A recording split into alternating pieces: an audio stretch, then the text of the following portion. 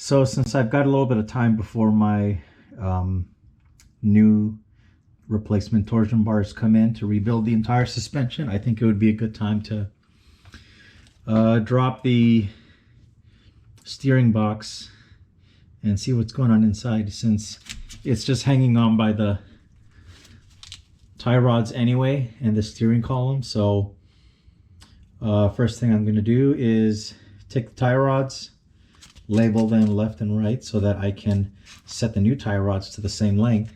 We're going to remove the cotter pin from each of these ball joint castle nuts, and then take off the castle nut and then see if we can press this ball joint out with the tool that I have.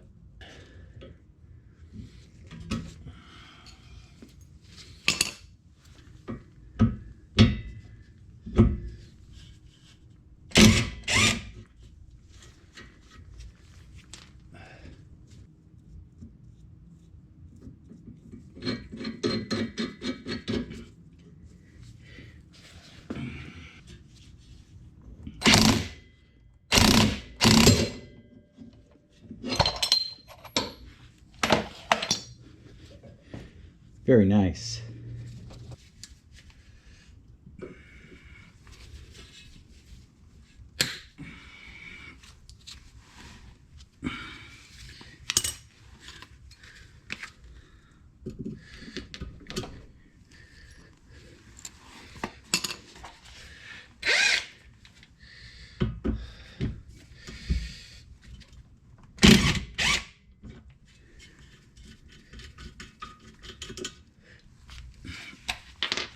Go 2 for 2.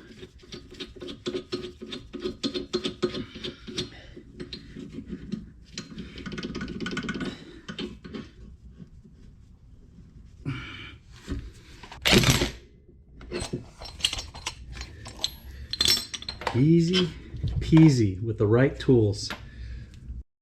Next, we're going to come back here into the front and we're going to open up the smuggler's box, remove this lock nut and bolt from the U-joint that goes to the steering rack, and then we're going to remove these 2 hex head bolts from this steering rack support, and we should be able to release the rack after that.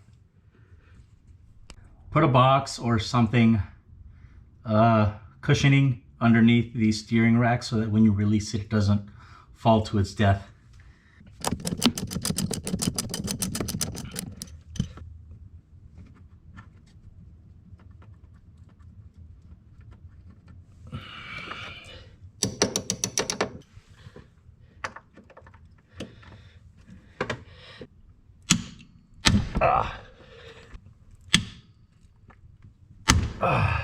Whew, tight.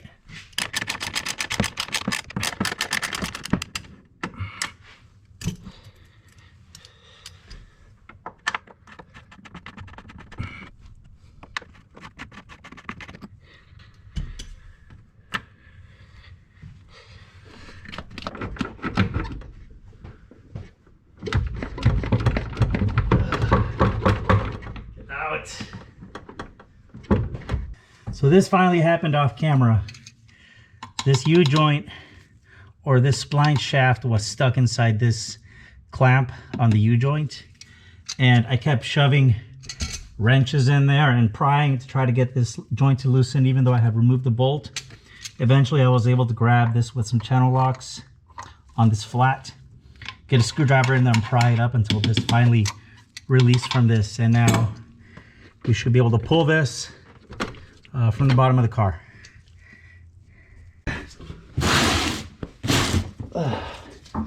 Ooh, hello. There it goes.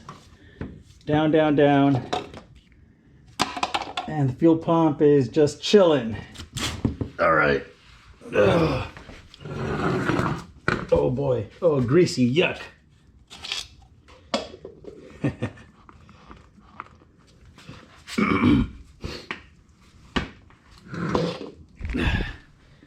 Here we go, steering rack and tie rods in all their glory. Yay.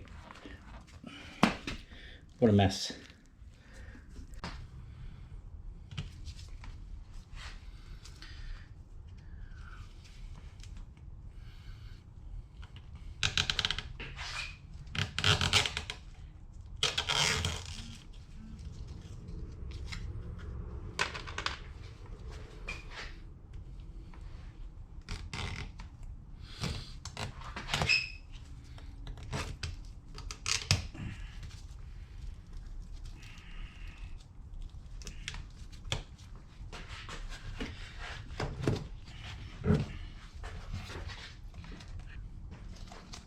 honestly.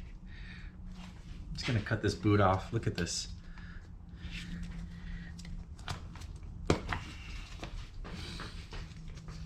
Actually,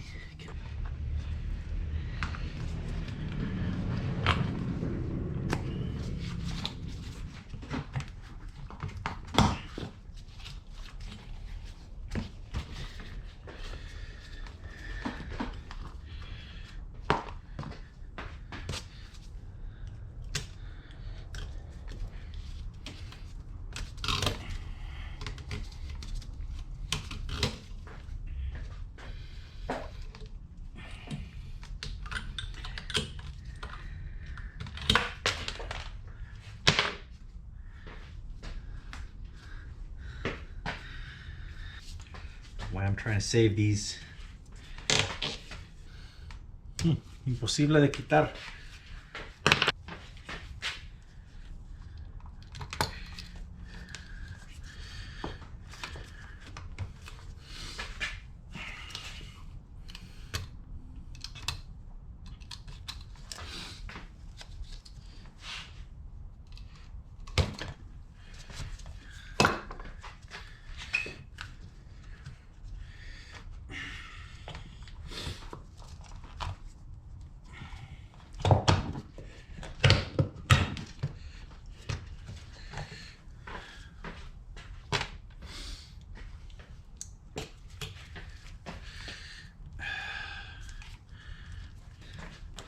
I don't know why this boot is on here so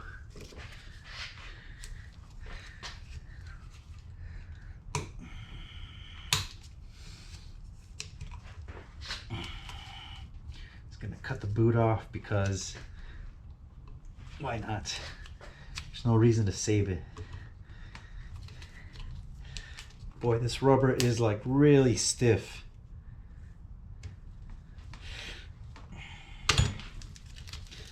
Jesus, man.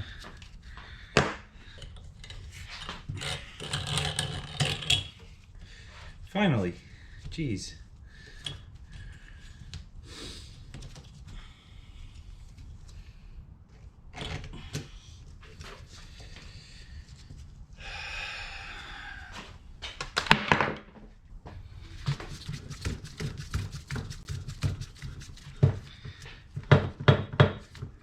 Okay.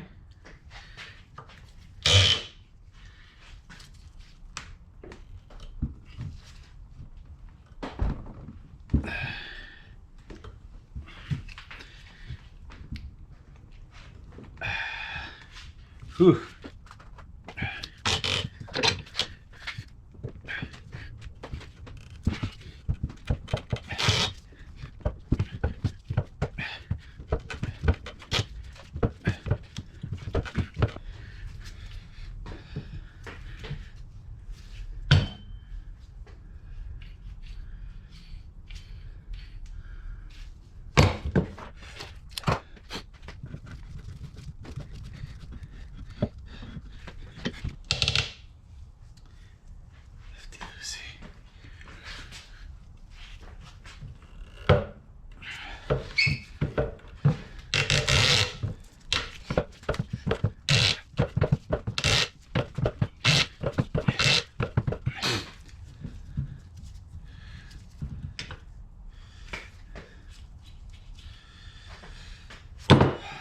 All right, time to tear this steering rack apart and see how it looks from the inside. It actually doesn't feel very worn to begin with. Like, I don't know if you can see it in the camera, but this is the amount of slop that it has, which I can barely see here, but I can't feel on the end of the rack. But hey, we're already here, so let's see what's inside. Okay.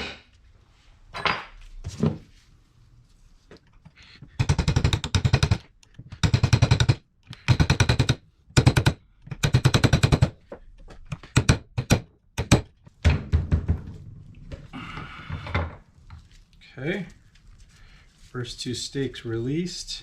Now I'm going to do the other ones on the other lock plate side.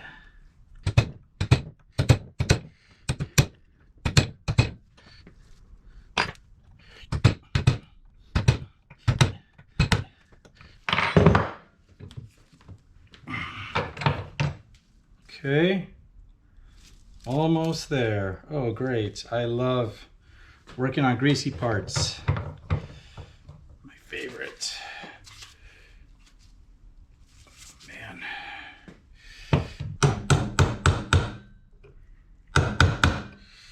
And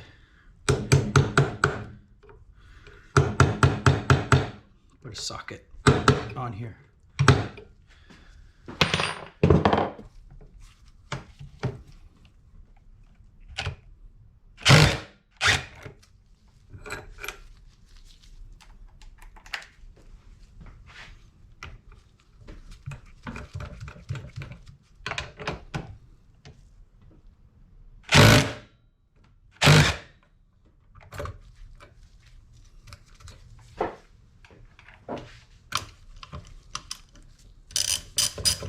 Sorry, this is a precision component, but had to use a little bit of very calculated brute force.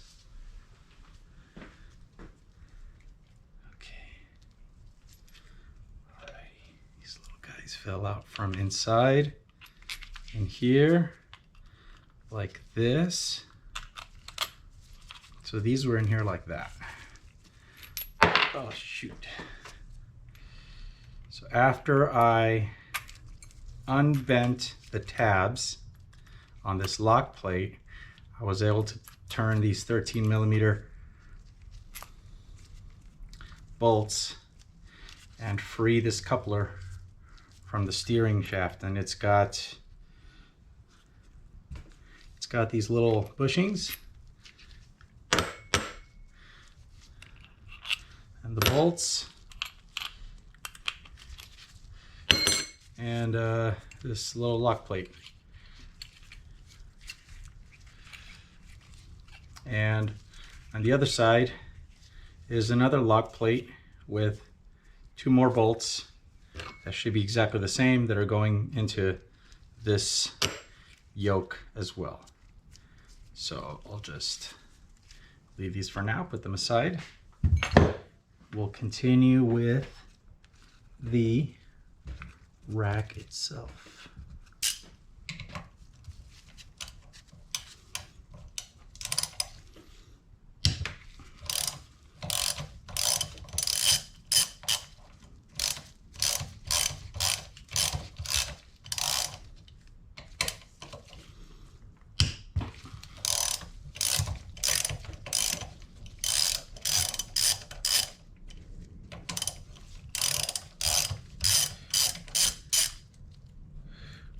Little spring.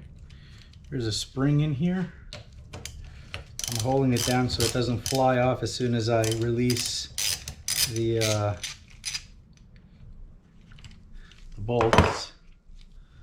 Okay, so I've got both bolts, a lock washer, this plate, and if I pick it up, there's a spring in here that is putting tension on the and a little shim that is putting tension on this little piston thingy that presses on the rack itself. Okay, cool. All right. Here's the bolts, the plate, the shim, the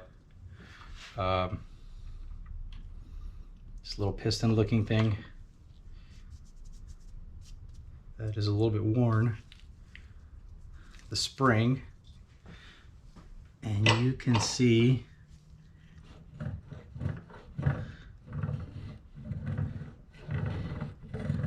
yeah, that is purely, this is purely to drag on the surface of the rack and give you a certain amount of weight to the steering. Very cool.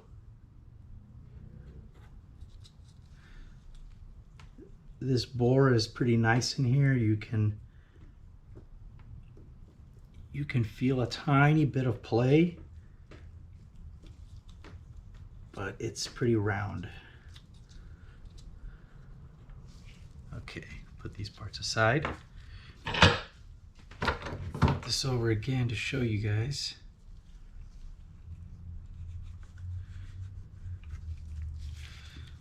There's another plate here. I'm having some trouble. Okay, here's what I'm gonna do. I'm gonna very gently put this in the vise here on this round bore, just to kind of hold it in here for visual purposes. I'm not putting a ton of pressure on it, just to kind of show you guys. And same type of plate as that one. Okay.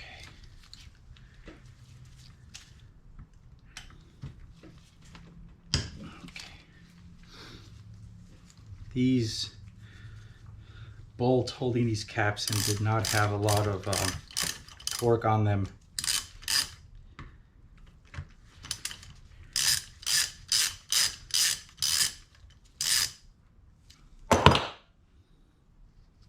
Okay. Same type of bolt and lock washer. Take this cap out. Oh. There it goes. All right.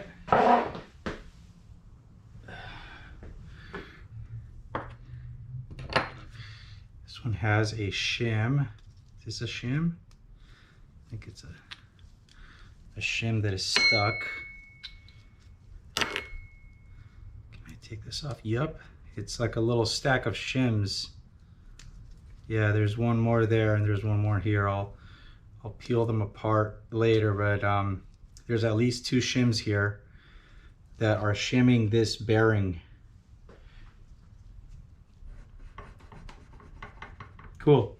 Put this down. How to take all these parts out without dropping them and making a huge mess. Okay. All right, back to the view that we had earlier. By the way, I'm just taking my vise. My vise has aluminum soft jaws and I'm just gently clamping between the flat and the backside here so that I can put my hands on it and let the vise gently hold it and keep it from turning.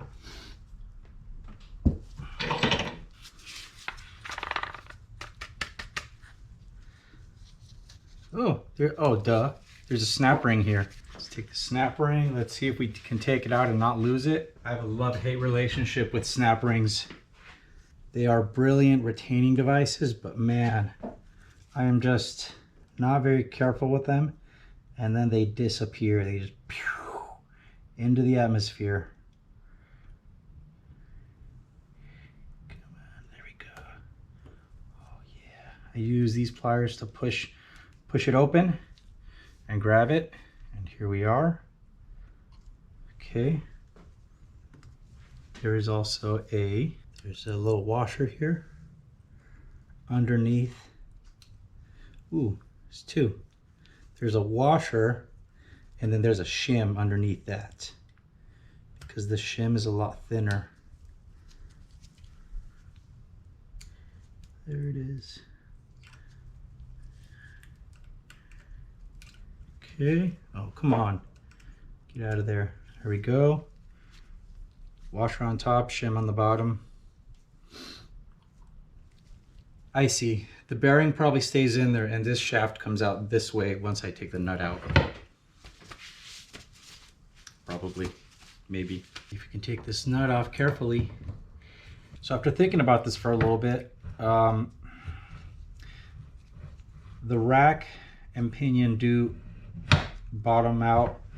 The rack does stop at each end, and I could just take a wrench here and crank on it to take it off. However, In doing that, all the load, I'll be putting a lot of load on the tooth that is going to be the tooth of the pinion that is going to be contacting the tooth on the rack, and I don't want to break or cause any issues here. So what I'm going to do instead is put this somewhere in the middle, see if I can hold this with a wrench to keep it from turning, put a socket on here and zip it off with the impact. Okay, we're in the middle, lefty loosey, here we go. There we go.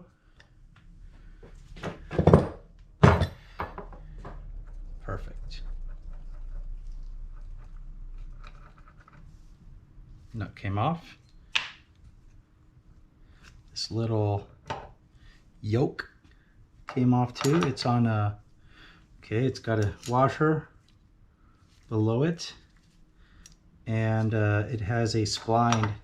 This is a spline shaft on here. Take both of these, put them down. Well, there's nothing holding, besides the bearing itself, there's nothing holding it inside here. Okay, let's see. So now, I think I can push in one direction. Nope, push in the other. Oh, okay, something's happening. I'll show you guys. I can push this way. Come on. Get a slight tap from this side. There it goes. Aha. Okay, now we've got the pinion with the bearing still on it. Put it down. Should be able to retrieve the rack. Shouldn't we? No? Am I tripping? Oh, something's going on. It's stuck on something. Hello. Yep, coming out. All right. Pinion, and there's a rack. All greasy and gross in all its glory.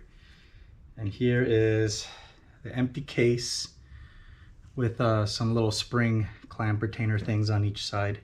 Oh, hello, there's a needle bearing in here. Don't drop the needles. Yikes.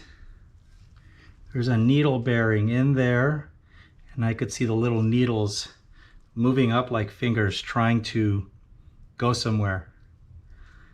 Okay, I don't want those to fall out. So in the meantime, I'm gonna put this back in just to keep those little guys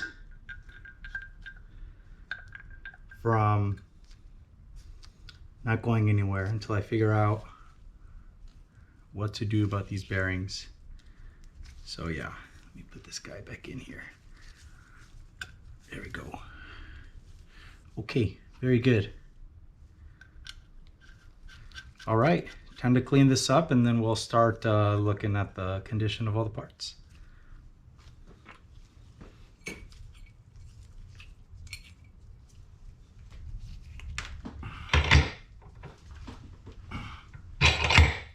So I believe this rubber thing wears out, and it kind of does.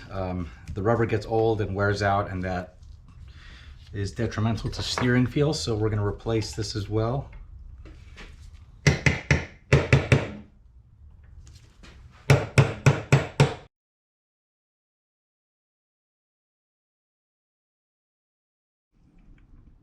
Since I haven't quite memorized which shims go under which cap and whatnot, I decided to zip tie the three groups together so I can throw them all in my little ultrasonic cleaner and get them cleaned up and keep them in the proper groups until I can wrap my head around this entire assembly. But yeah, besides those bearings in there, there's not much else. Just these little retainer spring thingamajigs. All right, time to clean some parts. Another detail that I want to point out before I start cleaning these pieces is that I believe someone else has been in here before me, but after the car left the factory, because first of all, it's not worn very much. Before I took it apart, it didn't have a lot of play in it.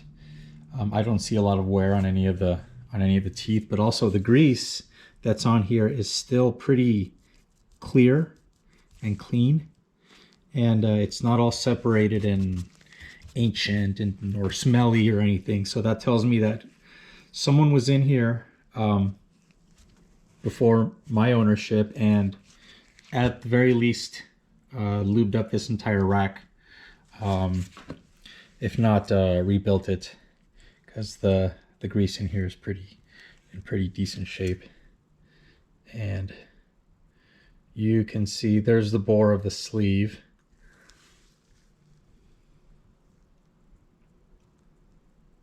Just dirty, but not in bad shape. So yeah, that's all great news. Time to clean some parts. I like to use usually an ultrasonic cleaner,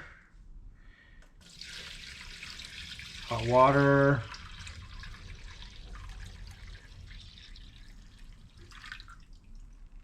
and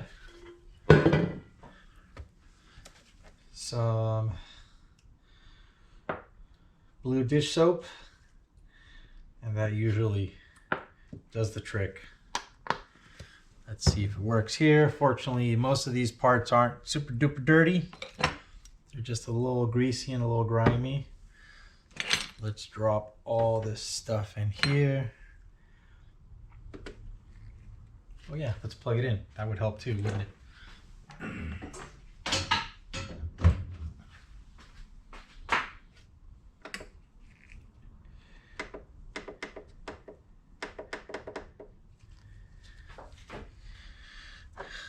What else do we drop in here? Bolts. All the bolts. The little snap ring. The puck that looks kind of worn out. All the little bushings and stuff.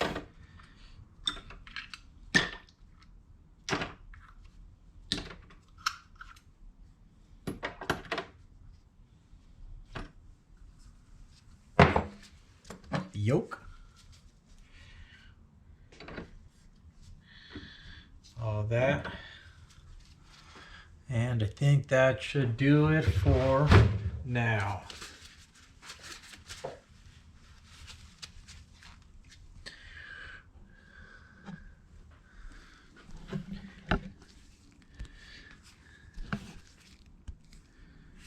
Ready, set, go.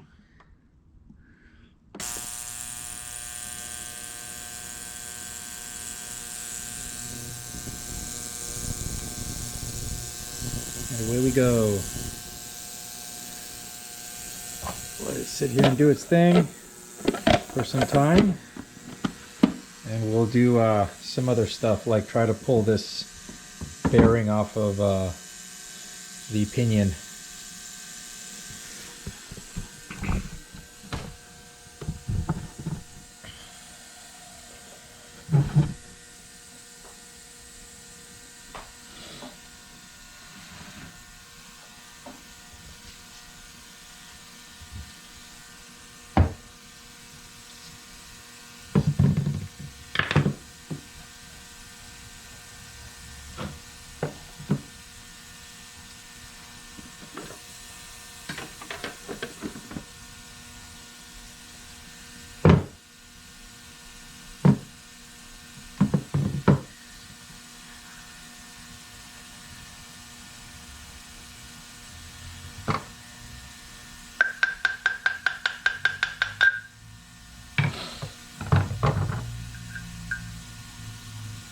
Okay.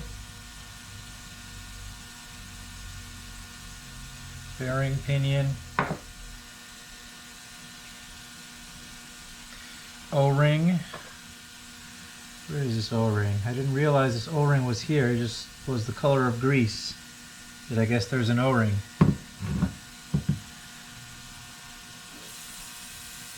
Throw that in there so we can measure it later.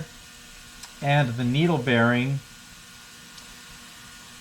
Before we do anything drastic, I'm going to pick out the needles and clean it up and inspect it and see if I even need to pull it out.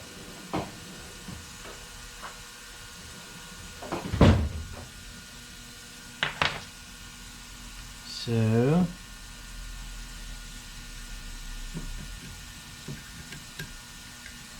oh yeah, there they go. Needles away.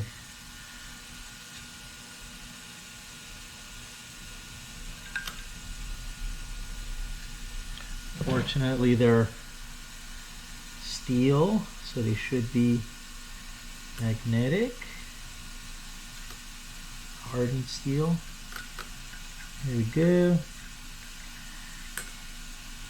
Off we go.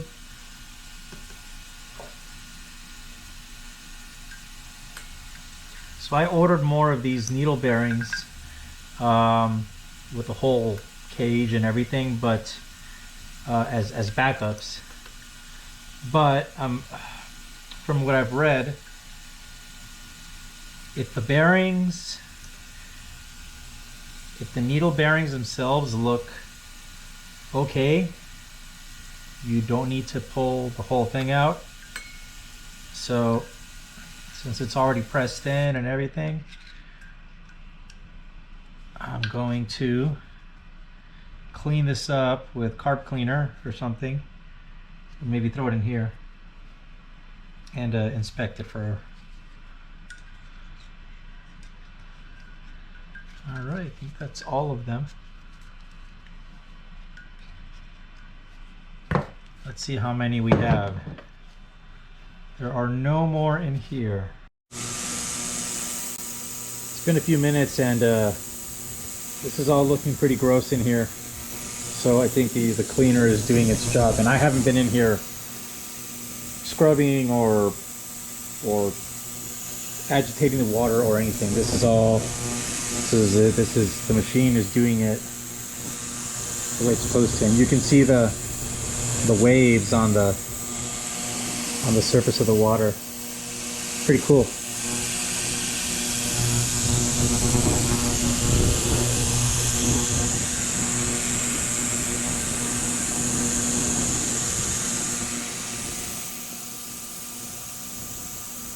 How many are there? Let's count them. Let's put them in a line and count them.